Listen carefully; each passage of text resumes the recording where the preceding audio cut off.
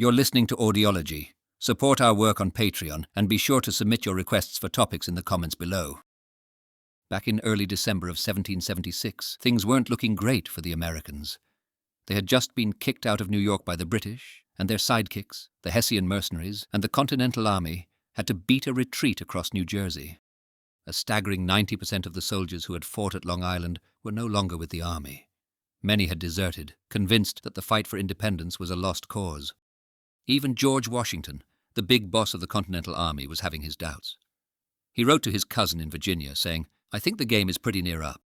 Meanwhile, over in a small New Jersey town called Trenton, about 1,400 Hessian soldiers were hanging out under the command of Colonel Johann Rall. Washington wasn't giving up just yet.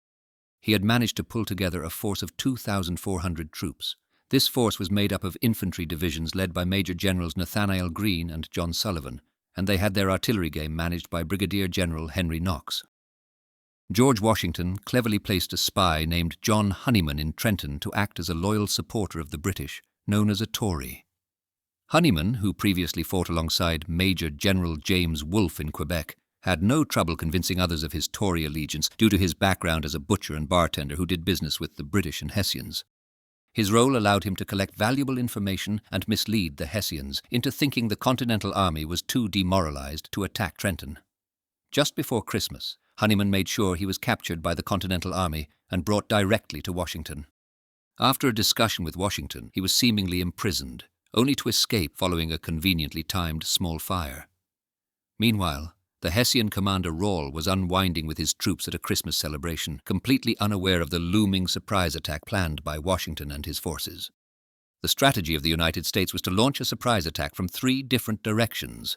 General John Cadwalader would distract the British at Bordentown to prevent them from sending reinforcements. General James Ewing was tasked with crossing the river at Trenton Ferry with 700 militia to secure the bridge over a Sun-Pink Creek, preventing enemy escapes. The primary attack force, 2,400 strong, would cross the river north of Trenton and split into 2 groups for a synchronized pre-dawn assault.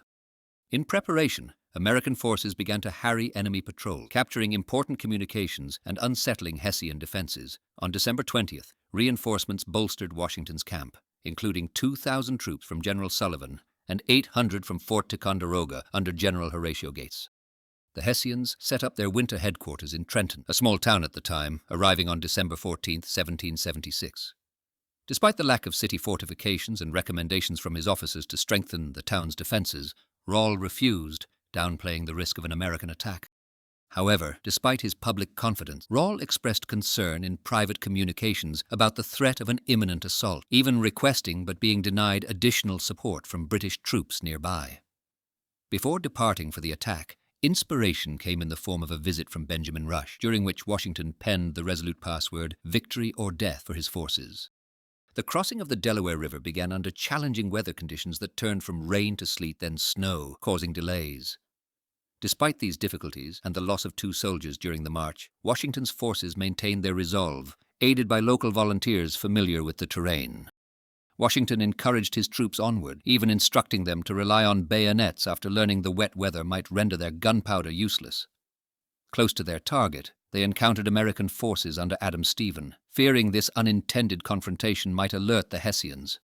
Fortunately, this incident did not compromise the surprise attack, which proceeded as planned despite the earlier concerns. On the morning of December 26th at 8 a.m., Hessians established a post in a cooper shop on Pennington Road, roughly a mile northwest of Trenton. General Washington spearheaded the attack, boldly leading his troops. The moment the Hessian leader at this post, Lieutenant Andreas Wiederholt, stepped outside, an American shot at him but missed. Wiederholt's cry of "Der Feind," which translates to "the enemy" in English, rallied more Hessians to the scene. Following an exchange of gunfire, with the Americans discharging 3 rounds for the Hessians' 1, Washington directed Edward Hand's Pennsylvania riflemen and a unit of German-speaking infantry to cut off any retreat towards Princeton. When Wiederholt realized this confrontation was not a simple skirmish but a significant enemy engagement, he ordered a retreat, managing a structured withdrawal while returning fire. As the Hessians retreated towards Trenton's northern end, they joined forces with a duty company from the Lossberg Regiment. They executed a slow retreat, engaging the Americans and using buildings as protection. Once back in Trenton, They were reinforced by other Hessian units from the outskirts, while another group closer to the Delaware River headed east to also provide support, unfortunately leaving the river road into Trenton unguarded. Washington capitalized on this opportunity to block the retreat path to Princeton by deploying his infantry in a strategic formation across the route, complemented by artillery positioned at the forefront of King and Queen Streets. Meanwhile, General Sullivan led another column into Trenton via the now undefended river road, blocking the Assunpink Creek crossing to prevent Hessian escape. Sullivan paused briefly to ensure Greene's division could secure the northern outposts before proceeding to attack the Hermitage, where 50 Jaegers under Lieutenant von Grothausen were stationed. Despite a brief clash, von Grothausen's forces quickly retreated, with some trying to swim across the creek and others escaping over a bridge that had not yet been seized by the Americans. British dragoons present also fled. With the town's entryways secured, Washington positioned himself on high ground to supervise and command his forces. By then, American artillery from across the Delaware River had commenced bombarding Hessian positions, inflicting significant damage. Alarm bells rang for the Hessians, causing the Roll, Lossberg, and Kniphausen regiments to gear up for combat. Positioned along the lower sections of King and Queen Streets, the Hessians found themselves in direct confrontation with the U.S. forces. Despite Lieutenant Peel waking his commander, Roll, to confront the Americans taking strategic positions in the town, the consequent counterattacks by the Hessians were met with strong resistance. American cannons and troops concealed in buildings along King Street devastated Hessian ranks, forcing them into retreat. Any attempts by the Hessians to reposition were thwarted by precise American gunfire, leading to the confiscation of their cannons.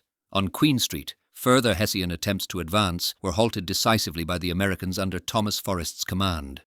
The skirmish resulted in 2 Hessian cannons being silenced, with Forrest's forces experiencing a minor setback when a howitzer was damaged. This confrontation led to the separation and severe losses of the Hessian regiments, resulting in significant casualties from grapeshot and musket fire. In the town's southern parts, American forces, led by Sullivan and including a bayonet charge by John Stark, decisively defeated the Hessians. Their defeat was worsened by the fact that their weapons malfunctioned, preventing effective counterfire. Sullivan's strategic placement of troops ensured no Hessian could escape across the creek, cementing the victory for the Americans. In a dramatic twist on the battlefield, the Hessians fighting under Roll made a valiant effort to regain control of the town, rallying with a call to advance and supported by the spirited sounds of their band. George Washington, observing from a superior vantage point, strategically positioned his troops for the ensuing confrontation. Despite initial advances, the Hessians found themselves under heavy fire from a well-positioned American force, which included civilians. Even after recapturing their cannons, their momentum was halted by American forces, leading to disarray among their ranks after Roll was fatally injured. Washington's decisive command, urging his troops forward, culminated in the Hessians' surrender in an orchard, while a separated regiment, due to a navigation error, was also subdued by American forces soon after. Regarding the Hessians' condition on the day of the battle, there is a common belief that they were suffering from the effects of excessive Christmas celebrations. An aide to Washington speculated beforehand that the Hessians might overindulge in beer and festivities, anticipating it would leave them groggy the next morning. Contrary to this widespread tale, Patriot John Greenwood, who had direct interactions with the Hessians post-battle, refuted claims of their drunkenness, asserting they hadn't touched liquor or even food.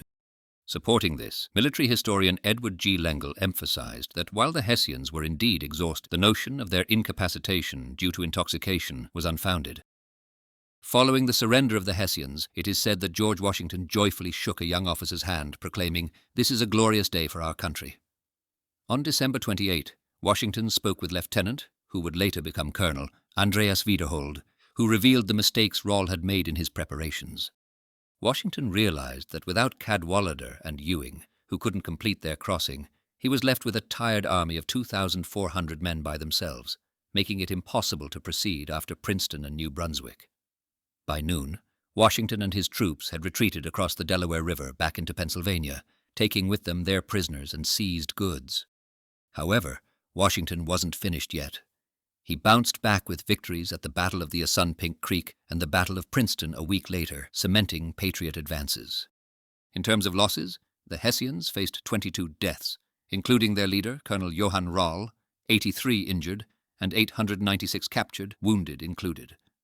The Americans experienced lighter casualties with just 2 deaths related to the march and 5 injuries in battle, one nearly causing the future president, James Monroe, his life.